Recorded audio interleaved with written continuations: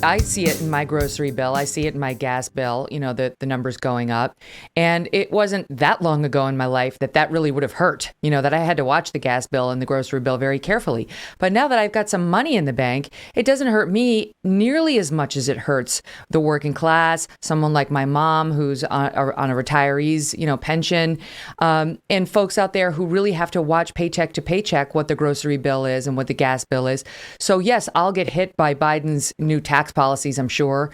But your point is you can't heave a sigh of relief when he does all this spending if you're not among the so-called rich, because you're going to be paying for it one way or another.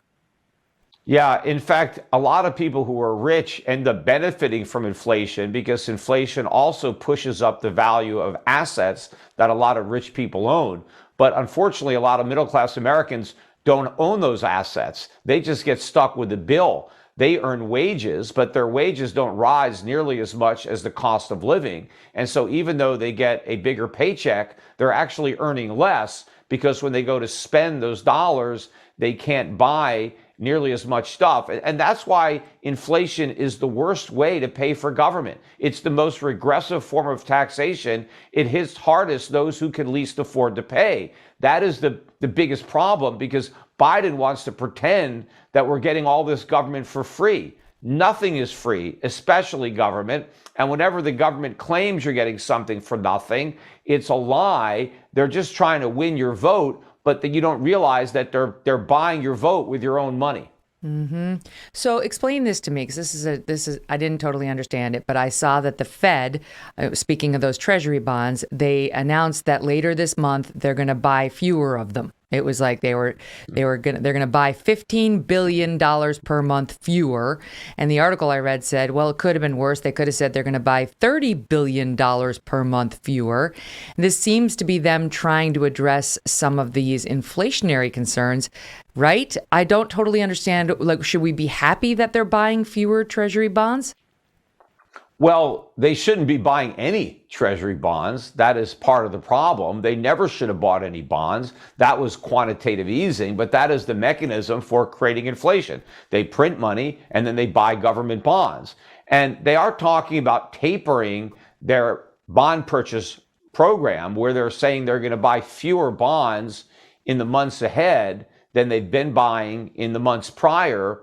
Although that is their intention, or though that's what they're pretending, I have a hard time believing they're going to be able to live up to that commitment because as the U.S. government increases spending, and we know that we're going to get this infrastructure bill, we're going to get this Build Back Better bill, they're going to get passed.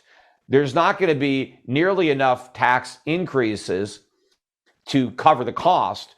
So the Federal Reserve is going to end up buying even more bonds. Even if it's saying it's going to buy less, it's going to end up buying even more because that's the only way to pay for all the spending. And by the way, the plans are going to actually cost far more than what the government claims. The government always underestimates. Let me stop you there. I definitely want to talk about the Build Back Better bill, whatever. I mean, this is the new propaganda name for it. It's basically just a wish list of Democrats' social causes.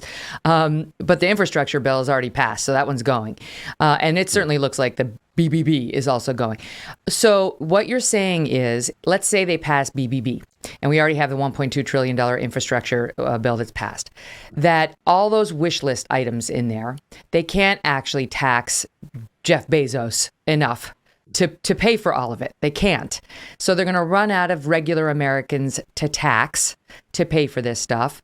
So they're going to look at the Fed and they're going to say, you have to print more money and buy more of those American Treasury bonds because we need it. And so that cutback that they just announced isn't really going to be worth the paper it's printed on, the announcement, because we're going to be short dough to finance all these wish list items that are in these two bills.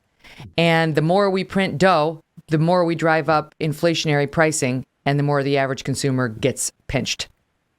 Yes. I mean, people have to remember that the cost of government is what government spends. So every dollar of government spending needs to be paid for.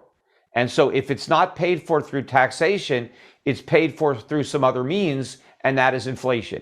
And just because the Federal Reserve prints money and gives it to the government to spend, it doesn't mean that we're getting all that spending for free. We're going to pay much higher prices for consumer goods. And that means Americans are going to have to reduce their spending because everything is going to cost a lot more. And since we don't have an unlimited amount of money, people are going to buy a lot less, which is exactly what would happen if their taxes went up. If the government raised your taxes, you have less money, so you can buy less stuff. But if they don't raise your taxes, if they print money instead, then the price of everything goes up and you still end up buying less stuff because the stuff you need is much more expensive. I see it. I mean, I use my mom as a benchmark. Obviously, I help my mom out, but she's prideful, and she doesn't really want my money. And so she's trying to make ends meet on her pension. She was a productive citizen all of her life. She's 80 now, but she's living on her pension, and she also gets Social Security. And so she's on this fixed budget, and those numbers don't go up. So she really is the person who gets pinched by the increase in prices and gas and so on, because none of her income goes up at this point. Only her expenses do. And she's living this real time like most Americans. People who are on a fixed income are hit particularly hard by inflation because if you're younger and you still have a job, you can at least recover some of the inflation with higher wages. You know, you go to your boss and you say, look, I need a raise or I'm quitting, right? Because the prices are going up. And so you can get a raise. It may not be enough to completely offset the increase, but at least you get some of it back. But if you're retired and you're living on a fixed income, and that income's not going up, but your cost of living is, and so it's particularly troublesome for older retired people like your mom. And I think a lot of Americans who are preparing to retire now are going to have to rethink their plans because there's no way the money that they've saved and the income streams that they anticipate receiving are going to be sufficient given the much higher cost of living that we're going to be experiencing. And this is not just going to be, a few percent a year. We're talking double-digit increases in the cost of living for many, many years in a row. So a substantial increase, maybe a 50 or 100% increase, maybe even a triple in the cost of living. So if your income stream doesn't keep up, then you're getting poorer.